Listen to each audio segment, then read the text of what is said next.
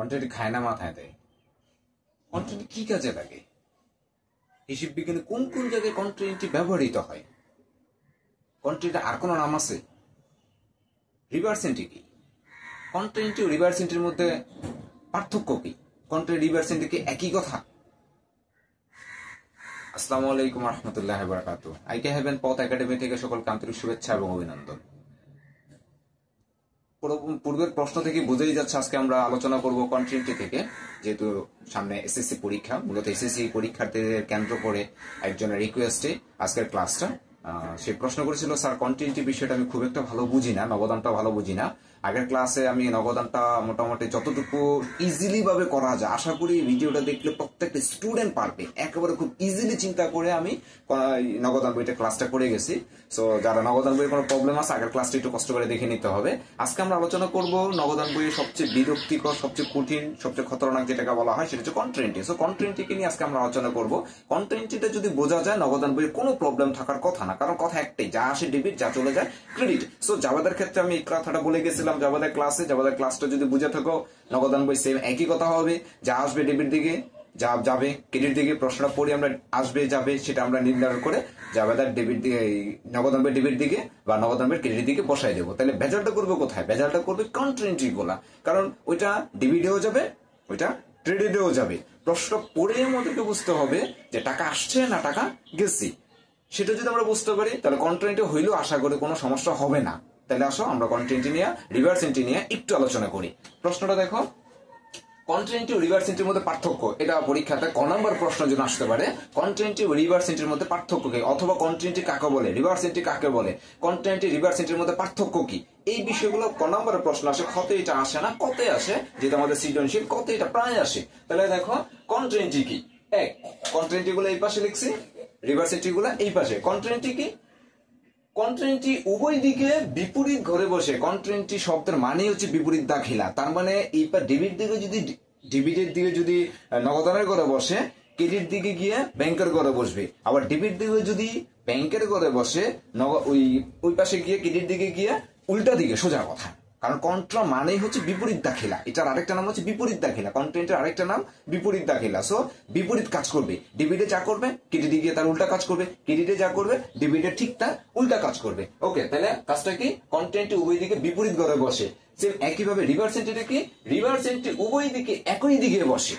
Reverse entry উভয় দিকে একই দিকে, অর্থাৎ যদি ডেবিট দিকে যদি নগদের ঘরে বসে, ক্রেডিটে নগদের ঘরে বসবে। ডেবিট দিকে যদি ব্যাংকের ঘরে বসে, ক্রেডিটে ব্যাংকের ঘরে বসবে, একই দিকে বসে। সবাই আশা করি বুঝছি। পরের এন্ট্রিটা আমরা পড়ি। এখান থেকে এক গেল পরেরটা। সি বা ক দ্বারা প্রকাশ করা হয়, অর্থাৎ কন্ট্রেন্টের প্রথম অক্ষর সি আর ক, আর ইংরেজি হচ্ছে সি, সিতে কন্ট্রা। সেই জন্য কন্ট্রেন্টটিকে আমরা সি দ্বারা প্রকাশ করা হবে অথবা ক দিয়ে প্রকাশ করতে হবে। আর রিভার্স এন্ট্রিকে অবশ্যই আর দিয়ে প্রকাশ করতে হবে। অনেকে এটা লিখে না, রিভার্স এন্ট্রির ক্ষেত্রে আর দিয়ে এটা লিখে না। সো রিভার্স এন্ট্রিকে অবশ্যই আর দিয়ে প্রকাশ করতে, এটা আর লিখতে হবে। তারপরে 3 নম্বরটা, এটি শুধু 2 গড়া 3 গড়ায় লিপিবদ্ধ হয়, তার মানে কন্ট্রেন্টটি কিন্তু 1 গড়ায় হয় না। মাথায় রাখতে হবে, কন্ট্রেন্টটি কখনো 1 গড়ায় হয় না, কন্ট্রেন্টটি হবে 2 গড়ায় অথবা 3 গড়ায়। আর রিভার্স এন্ট্রি 1 গড়া 2 গড়া 3 গড়া সবখানেই হতে পারে। আশা করি বিষয়টা বুঝতে পারছি। তাহলে কন্ট্রেন্ট আপাতত 3টা পার্থক্য লিখলেই কয়ের জন্য ইনাফ, বা ক্ষতে আসলো এতটুকু ইনাফ, এর বেশি লিখতে হবে না, কারণ তোমাকে এত সময় দিবে না। 3 ঘন্টার মধ্যে আমাদের পরীক্ষাগুলো সব শেষ করতে হয়। এরপরে যেটা করছে যে কন্ট্রেন্টের মধ্যে 2টা এন্ট্রি হয়। গত ক্লাসে আমি বলে গেছিলাম কন্ট্রেন্টে শুধু 2টা লেনদেনে কন্ট্রেন্টে হয়, হয় ব্যাংকে টাকা জমা দেবো অথবা ব্যাংক থেকে টাকা উঠাবো। এবার আসো আমরা কন্ট্রেন্টটিকে কত নামে আসতে পারি। দেখে মনে হবে স্যার অনেকগুলা, 2টা 3টা নয় স্যার, আপনি বলছেন একটা না স্যার, এই যে 4-5টা, আমি 4টা 5টাই লিখছি। সো 4টা 5টার নাম ঘুরাই গাড়াই একই। যে আমরা বলে না ফ্রেন্ড, একটা টিচারের, ধরো আমার কথাই বলি, একটা টিচারের একটা নাম থাকে, হ্যাঁ, তো স্টুডেন্টরা তাকে ভালোবেসে একটা নাম দেয়, দুষ্টুমি করে একটা নাম দেয়। তার এক একজন মানুষের এক একটা নাম থাকতেই পারে, কিন্তু দিন শেষের মানুষ তো একজনই। সো কন্ট্রেন্টে একটা এন্ট্রি, কন্ট্রেন্টে মানে 2টা এন্ট্রি, একটা ডেবিটের, হয় ব্যাংক থেকে টাকা উঠাবো অথবা ব্যাংকে জমা দেবো। এই 2টা কথাকে ঘুরাই গাড়াইয়া অনেকভাবে পরীক্ষাতে আসতে পারে। তাহলে দেখো কি কিভাবে আসতে পারে। নগদ তহবিল, অর্থাৎ কি বলতেছে, যখন আমি ব্যাংকে নগদ টাকা জমা দেন, ব্যাংকে নগদ টাকা জমা দেন, এটা পরীক্ষাতে আসতে পারে।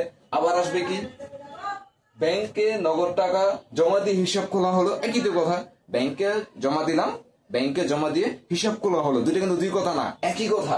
এরপরে নগদ বা নগদ চেকে ব্যাংকে জমা দিল, নগদ টাকা বা নগদ চেক ব্যাংকে জমা দিল, ব্যাংকে তো জমাই দিলাম। এরপরে ব্যাংকে জমাতিরিক্ত উত্তোলনের টাকা, অর্থাৎ ব্যাংকে জমা দিছিলাম, এর অতিরিক্ত টাকা আমি উঠাই আনছি, সেই টাকাটা ব্যাংকে আবার জমা দিলে, ব্যাংক জমাতিরিক্ত টাকা ব্যাংকে জমা দিলে।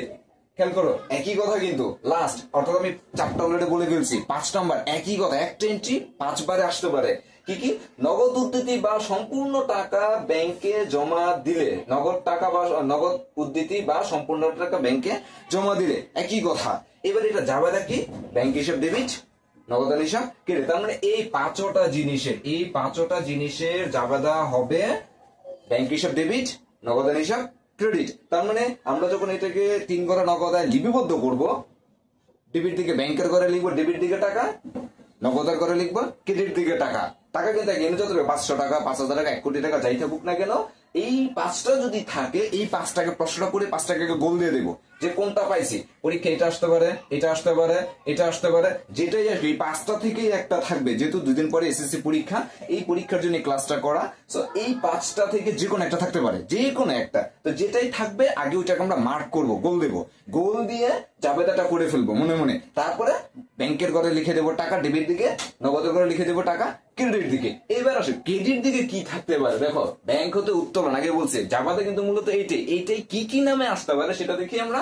1 নম্বরে কারবারের প্রয়োজনে ব্যাংক থেকে নগদ টাকা উত্তোলন, ব্যাংক থেকে উত্তোলন, কারবারের প্রয়োজনে ব্যাংক থেকে উত্তোলন, একই কথা। এরপরে কারবারের প্রয়োজনে চেকে তুলে, কারবারের প্রয়োজনে চেকে টাকা তুললে বা চেক কাটা হলে, আবার বলতেছি কারবারের প্রয়োজনে চেকে টাকা তুললে বা চেক কাটা হলে, একই কথা। এরপরে লাস্ট ব্যাংকের উদ্ধৃতির আংশিক বা সম্পূর্ণ টাকা অফিস বা কারবারের জন্য উত্তোলন, একই কিন্তু কথা। ব্যাংকের টাকা আংশিক বা সম্পূর্ণ অফিসের জন্য যদি আমরা উত্তোলন করি সেটাও কন্ট্রিবিউটিভ হবে। যাবে কি? নগদান হিসাব ডেবিট, ঠিক এটার উল্টা। এখানে নগদান হিসাব ক্রেডিট করছি, এখানে নগদান হিসাব ডেবিট। এখানে ব্যাংক হিসাবটা ডেবিট করছি, এখানে ব্যাংক হিসাবটা ক্রেডিট হবে। আশা করি বিষয়টা বুঝাতে পারছি, ঠিক আছে? এইখানে খুব একটা কঠিন কাজ না, খুবই সোজা। যদি এই 5টা টোটালি হইলো কটা? 5টা আর 3টা 8টা, এই 8টা যেটাই আসুক এই 8টা থেকেই আসবে, একেবারে প্রশ্ন আউট। এই 8টা থেকেই আসবে, এই 8টা থেকে যেটাই আসে সেটাকে আগে আমরা গোল লাগ দেবো, প্রশ্নটা পড়ে আগে গোল লাগ দেবো যে এটা আসছে। এইটা যখন আমরা লিখবো একটু থেমে, পুশ। যারা সাইকেল চালায়, যারা বাইক চালায়, যারা গাড়ি চালায়, তারা অন্তত এটা বোঝার কথা, যখন মোড় দেখি আমরা, মোড়ের মধ্যে গিয়ে আস্তে চালাতে হয়। যদি ইয়াং পোলাপাইন মোড়ের মধ্যে গেলে খুব জোরে চালায় তো ওদের ফিলিংস লাগে, কিন্তু বয়স্ক যারা এক্সপার্ট, তারা দেখবা যখন মোড় তখন আস্তে চালাতে হয়। কেন? কারণ এখানে বিপজ্জনক যেহেতু এখানে আমাদেরকে আস্তে চালাতে হবে। তার মানে এই নগদান বইটা খুবই সোজা, এই 8টা একটু বিপজ্জনক, অর্থাৎ মোড়। এই 8টা যখন আসবে তখন আমাদের কাজ হচ্ছে এই 8টার ক্ষেত্রে একটু স্লো যেতে হবে। 8টাকে আগে আমরা দেখবো, আছে ওকে গোল দেবো, গোল দিয়ে স্লো করে তারপর এইটা এইভাবে ডেবিট ক্রেডিট নির্ধারণ করে টাকাটা লিখে দেন আমরা অঙ্কটা শেষ করব। লাস্ট কথা, যা আসে ডেবিট, যা চলে যায় ক্রেডিট। এখানে এসে ওই সূত্রটা জাবাদা, ওইটাই কথা একটাই, যা আসে ডেবিট, যা চলে যায় ক্রেডিট। এটা বুঝতে পারলে জাবাদা হয়ে যাচ্ছে, নগদান হয়ে যাচ্ছে। খতিয়ান তো জাবাদা পড়লে খতিয়ান অটো, রেয়া মিলে হয়ে যাবে। এরপর আমরা পরবর্তী ক্লাসগুলো আর্থিক অবস্থার বিবরণীগুলো একটু আস্তে আস্তে আমরা করবো, ঠিক আছে? আশা করি পাশে থাকবা। সবগুলা ক্লাস যদি ভালো করে দেখো, আশা করি হিসেব বিজ্ঞানে কোনো ভেজাল থাকার কথা না। ধন্যবাদ সবাইকে বোঝার জন্য।